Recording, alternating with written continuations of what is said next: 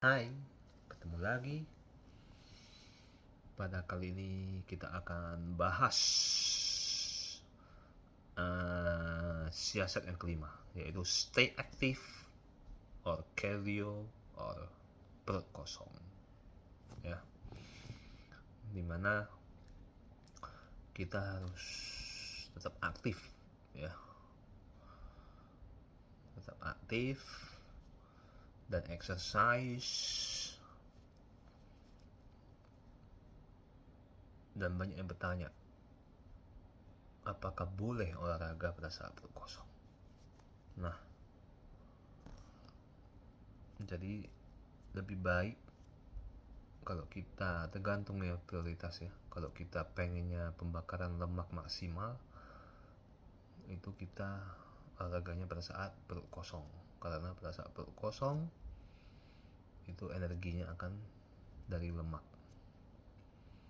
Ya, yang tadi ya switch energi dari gula ke lemak. Yang digunakan itu cadangan lemak kita. Ya. Itu. Jadi cardio exercise itu ada tergantung ya zona-zonanya, ya tergantung itu tergantung denyut nadinya ya. Jadi kalau rumusnya itu maksimal denyut nadi kita per menit itu, maksimal denyut nadi per menit MHR itu rumusnya 220 dikurang umur ya. Jadi contohnya kalau kita umurnya 40 dikurangi 220 berarti maksimal denyut nadi kita itu kalau olahraga itu 180 100% ya. Jadi kalau kita treadmill misalnya atau angkat beban, itu kita lihat di jam kita, nadinya misalnya di bawah 60% dari maksimal tadi ya 180 tadi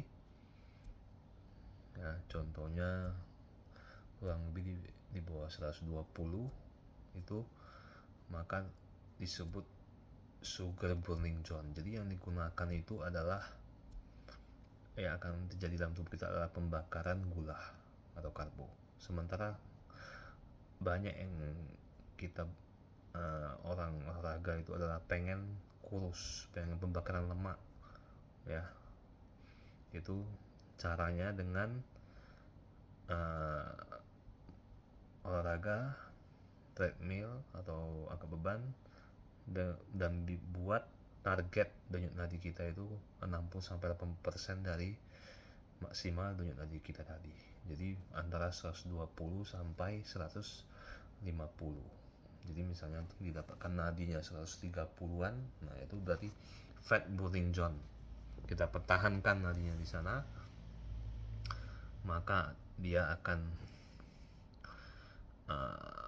menggunakan lemak sebagai energi dibakar, jadi bagus sekali. Tetapi kalau kita terlalu larinya terlalu cepat atau lelah, nadinya sampai di atas 80%, kita lihat jamnya, wah di atas 160-an nadinya, nah itu disebut cardio zone. Jadi dia melatih otot jantung, tapi tidak boleh lama-lama ya.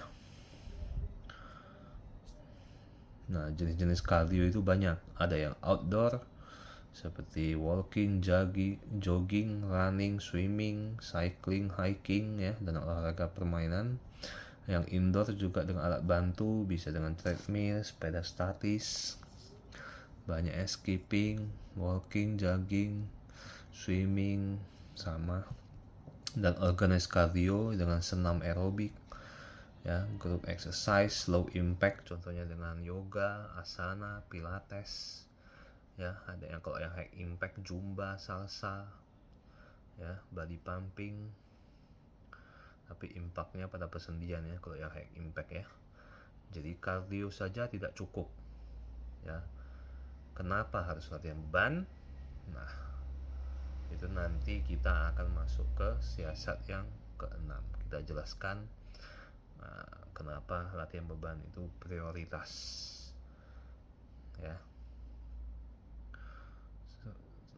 Sebagaimana kita ketahui, program dari WHO, saran dari Kemenkes itu kita kardionya kurang lebih 150 menit per minggu. Jadi bisa seminggu 5 kali masing-masing 30 menit dikombinasi dengan latihan beban selama seminggu bisa 2-3 kali. Jadi tetap harus ada latihan beban, jangan cuma kardio saja ya. Karena tadi kita ketahui kalau tempat penyimpanan karbohidrat atau gula yang berlebihan itu terbesar itu adalah di otot kita ya.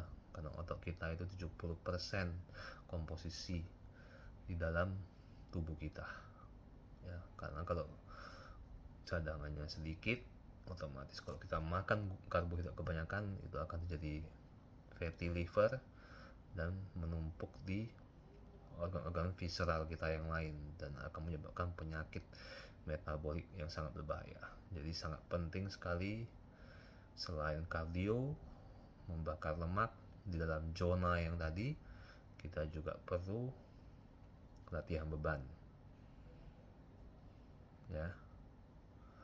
Baik, untuk yang siasat yang kelima ini sekian. Next nanti kita lanjut ke yang step 6 atau siasat yang ke-6. Terima kasih. All is well and pay it forward.